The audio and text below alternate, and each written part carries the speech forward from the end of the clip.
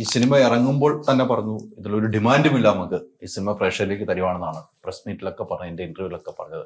അങ്ങനെ പറയാൻ തോന്നിയത് എന്തായിരുന്നു? അല്ല, ഡിമാൻഡൊന്നും ഇല്ല എന്ന് പറയാൻ കാര്യം എന്താണെന്ന് വെച്ച് കഴിഞ്ഞാൽ ഇതൊരു സാധാരണ കഥയാണ്. കഥ സാധാരണമാണ്. ഇപ്പോൾ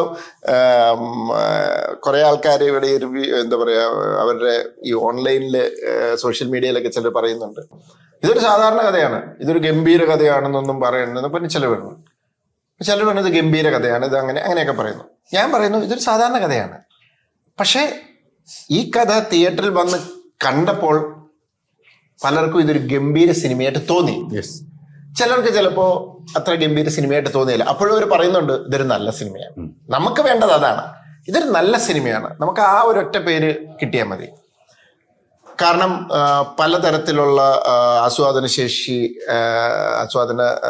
ഉള്ള ഓഡിയൻസ് ഉണ്ട്. ഇപ്പൊ ഭയങ്കര മാസ് ആക്ഷൻ ഡയലോഗ് ഇഷ്ടപ്പെടുന്ന ഒരു കൈൻഡ് ഓഫ് ഓഡിയൻസിന് ഇത് അത്ര പിടിക്കണമെന്നില്ല. അതുകൊണ്ടാണ് പറഞ്ഞത് നമുക്ക് വലിയ അവകാശവാദങ്ങളൊന്നുമില്ല. ഇത് ഫാമിലിക്കും നല്ല സിനിമകൾ ഇഷ്ടപ്പെടുന്നവർക്കും ആണ് ഈ സിനിമ ഇഷ്ടപ്പെടുക. പക്ഷെ ചിലർക്ക് ഭയങ്കര ഗംഭീരമായിട്ട് തോന്നി. അപ്പോൾ ഈ നമ്മൾ കയറി ഒരു വലിയ ഒരു എക്സ്ട്രാ ഓർഡിനറി സാധനമാണെന്നൊക്കെ പറഞ്ഞ് ഇല്ലാത്തത് പറഞ്ഞിട്ട് തിയേറ്ററിൽ ആൾക്കാർ വന്ന് അവർക്ക് ഒരു എന്താ പറയുക ഒരു നിരാശ ഉണ്ടാകാതിരിക്കാൻ വേണ്ടി ഞാൻ പറഞ്ഞു ഇതൊരു സാധാരണ സിനിമയാണ്, വരുന്നു, നിങ്ങൾ കണ്ടിട്ട് തീരുമാനിക്കുക നിങ്ങൾക്കത് ഏത് അളവിൽ ഇഷ്ടപ്പെട്ടു എന്നുള്ളത്. അതുകൊണ്ട് തന്നെ ഞങ്ങൾക്ക് അന്നും ഇല്ല ഇന്നും വലിയ അവകാശവാദങ്ങളൊന്നുമില്ല. ഓരോരുത്തർക്കും അതെങ്ങനെ ഫീൽ ചെയ്തു എന്നുള്ളത് അവർ എക്സ്പ്രസ് ചെയ്യുന്നുണ്ട് സോഷ്യൽ മീഡിയയിലൂടെ. ഇത്രമാത്രം ഒരു സക്സസിലേക്ക് വരുമെന്ന് വിചാരിച്ചിരുന്നു ഈ സിനിമ? ഞാൻ സത്യസന്ധമായി പറഞ്ഞാൽ ഞങ്ങൾ പറയുമ്പോൾ ഞാൻ ഇതൊരു നല്ല സിനിമയാന്നുള്ള ഉറപ്പ് എനിക്കുണ്ട്. പിന്നെ ഇത് ബോക്സ് ഓഫീസിൽ എങ്ങനെ റിഫ്ലക്ട് ചെയ്യും എന്നുള്ളത് പറയാൻ ഞാൻ ആളല്ല. അതിന്റെ കാരണം ഇതിനകത്തെ ഒരു 75% ഇതൊരു കോടതി മുറിക്കകത്താണ്.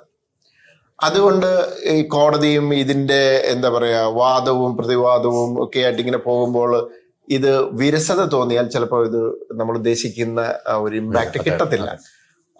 വിരസത തോന്നാൻ സാധ്യതയില്ലെന്ന് എന്റെ മനസ്സ് പറയുന്നുണ്ടായിരുന്നു. പക്ഷെ നമുക്കത് ഒരിക്കലും ഉറപ്പിച്ച് പറയാൻ പറ്റത്തില്ല. കാരണം ഞാൻ ചുരുമ്പ് പറഞ്ഞ പോലെ ആസ്വാദന രീതി പല രീതിയിലാണ്. ഇപ്പോ നമുക്ക് കിട്ടുന്ന ഒരു ഫീഡ്ബാക്ക് എന്താന്ന് ചോദിച്ചു കഴിഞ്ഞാല് മജോറിറ്റി ആൾക്കാർക്കും ആ കോർട്ട് റൂം അവർ തമ്മിലുള്ള ആ ഒരു യുദ്ധം അവർ ഭയങ്കരമായിട്ട് എൻജോയ് ചെയ്തു എന്നുള്ളതാണ്. അതാണ് ഈ സിനിമയുടെ ഒരു വലിയ ഒരു ഇതിനെ പിടിച്ചു നിർത്തുന്ന ഒരു ഘടകം. അതിന്റെ എമോഷണൽ ഏരിയയിൽ ഞങ്ങൾ കോൺഫിഡന്റാ. പക്ഷെ ആ എമോഷണൽ ഏരിയ അങ്ങോട്ട് പോകും തോറും അതിന്റെ ക്ലൈമാക്സിലേക്ക് എത്തും വരെ ആൾക്കാരെ മുഷിപ്പിക്കാതിരുത്തണം. അത് ഞങ്ങൾ വിജയിച്ചു. തീർച്ചയായിട്ടും ആ വിജയം കണ്ടു. ചേഞ്ച് ആകണമെങ്കിൽ മൈജി തന്നെ പോണം. ലേറ്റസ്റ്റ് ബ്രാൻഡ് മൊബൈലുകളും ബെസ്റ്റ് ആക്സസറീസ്, ഒറിജിനൽ ബ്രാൻഡുകളുടെ wide range. MyG future. Change ആകൂ, വേറൊരു റേഞ്ച് ആകൂ. Neetu's Academy, India's #1 language academy.